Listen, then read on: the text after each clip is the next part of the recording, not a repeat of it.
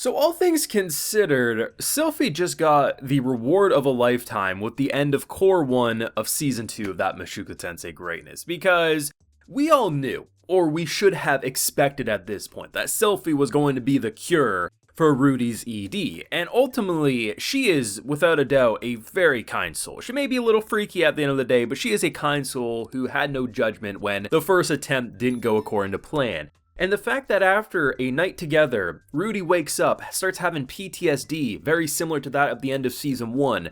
The girl's no longer there, he must have messed up again. Once again, he's all alone, and where is she? She comes right back to welcome him into the new morning, and what does Rudy do? Rudy is so happy with everything that he puts a ring on it, and honestly, you can tell just how she shot to the moon with that reveal. She was like, oh my god, I don't know how to deal with this. She felt like a little girl just getting her dream wedding earlier than she ever expected. And honestly, respect to Rudy, he put a ring on it, but honestly, biggest compliment to Sylphy there, because you gotta admit, for that being her first time, she must have did alright, given that, she was probably worrying like, oh, I wonder if it was okay. And then the next morning, he's like, hey, I'm gonna marry her. And it's like, okay, Mushoku Tensei never changed. The whiplash of the show is absolutely fantastic. Though it does make me very excited to see how either Roxy or Eris are going to come to terms with that news, whether they're married by the time they reunite or, what's going to happen there. It's going to be comedy gold. But I do have a full live reaction, episode 12 of Season 2 of Mushoku Tensei over on my Patreon, so if you would like to see that, it's over there if you're interested. This is the last episode until April, because that's when we get the next batch of episodes, so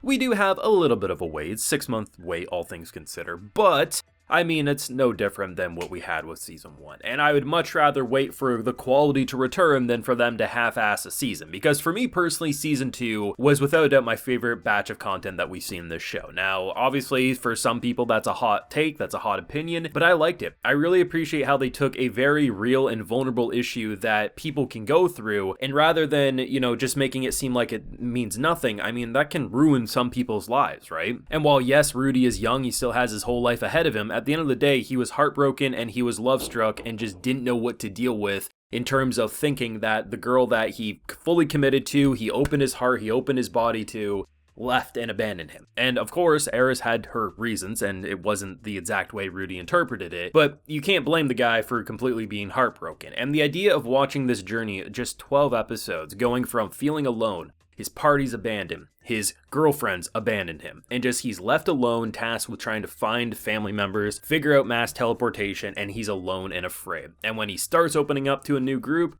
he once again messes up and they all start hating him. So you see the absolute low that he goes through, and the idea of progressing to that school. Some people like to meme it as, oh, he just went to school so he could get hard again. But at the end of the day, the idea of not being able to enjoy any sort of pleasure anymore because it's just completely broken. At that point, who the hell wouldn't try to fix it at the end of the day? And by the time we got to school, rather than it being like your typical school anime where we sit in class and, we learn about potions, we learn about magic or this or that, there's a little bit of classroom, but at the end of the day, that's really no different than any of the slice of life stuff that we've seen in other villages or other locations up to this point in Mushoku Tensei. So I quite enjoyed what they did here, and I really like the side cast that we got introduced to, whether returning characters I wasn't sure were ever going to interact with Rudy, especially from Eris's goblin slaying OVA. But at the end of the day, the idea of Rudy not knowing that it's Sylphy, but Sylphy knowing that it's Rudy, right? Of course, we knew that fits. There was no ifs, ands, or buts was Sylphy given episode 0 of Season 2, the OVA, of course. But at the same time, I appreciate how they kind of touch upon everything within this episode, right? The idea that for Rudy, he's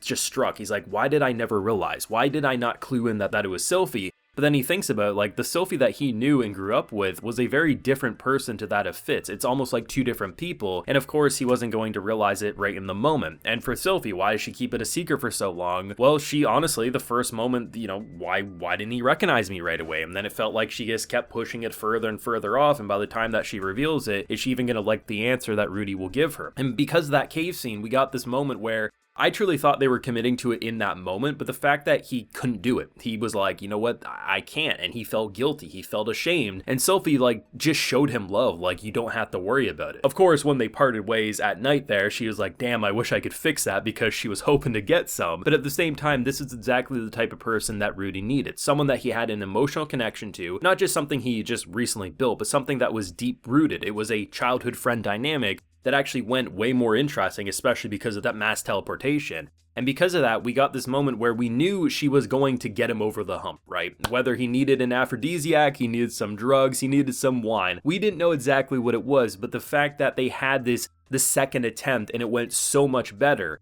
I knew for a fact Sylphy was coming back, but it's hard not to get a little worry, a pit in your stomach, because damn it, Eris had the misunderstanding, she wasn't good at explaining, Sylphy's not going to be the same way. There's no way Sylphy's just going to up and go to guard duty and not tell him. So I was very happy to see that. You could see how he was trying to be like rational. She has guard duty, of course she's not here right now. But then he starts thinking about Eris, he starts clenching up, and the fact that he just embraces, because for how many years at this point has he needed to let out a good cry, to just embrace the humility, embrace the negative emotions that he's buried for so long, to the point of almost killing himself. The fact that this was the moment, you know, you can make your jokes that, man, he slept with her one time and already wants to marry her. But he had a deep-rooted connection. It's not like this was some random prostitute that got him over the hump and he's like, I'm gonna go marry her. No, this was something that was building up for quite some time, and even after all those years, the fact that that bond can still be there, that's why I like Mushoku Tensei, is that at the end of the day,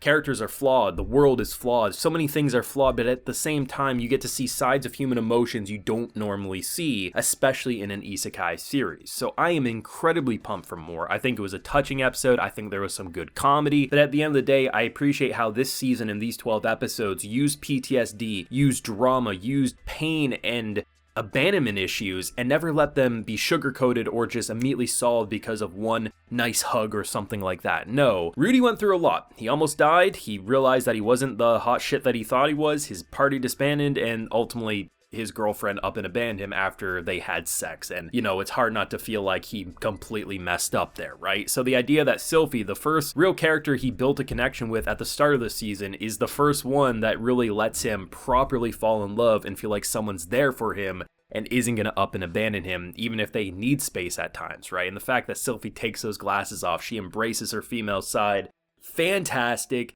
My personal favorite episode of the season. I think I said that last week too, but there's just something so good about this reunion, and I wouldn't have it any other way. I also appreciate that Luke was the absolute homie when the princess was talking mad shit, like, oh, Rudy couldn't get it up, I expected better things of him, and he went over there like, listen girl, what if I suffer this issue someday? You best not be talking down to people. And I'm like, thank God for Luke, but I appreciate that both Luke and the princess were really just trying to help her, and at the end of the day, we were able to build into this very interesting group of characters that has me dying to see where Rudy and now this marriage is going to go from here. But let me know your thoughts down below, whether on this episode, the season as a whole. Let me know. Leave a like if you enjoyed, subscribe if you're new around here. Of course, ring that bell so you can get notified when I upload more Mushoku Tensei in the near future. And like I mentioned, we have a full live reaction to actually all these episodes over on my Patreon if you're interested. And hey, while you're there, you also get a video shout out. So today we have Ticos, Tom Smith, Tony X, Tran Nugan, Trap Senpai, and Travis Rain. So I appreciate the support, everyone. Please take care and have a good one.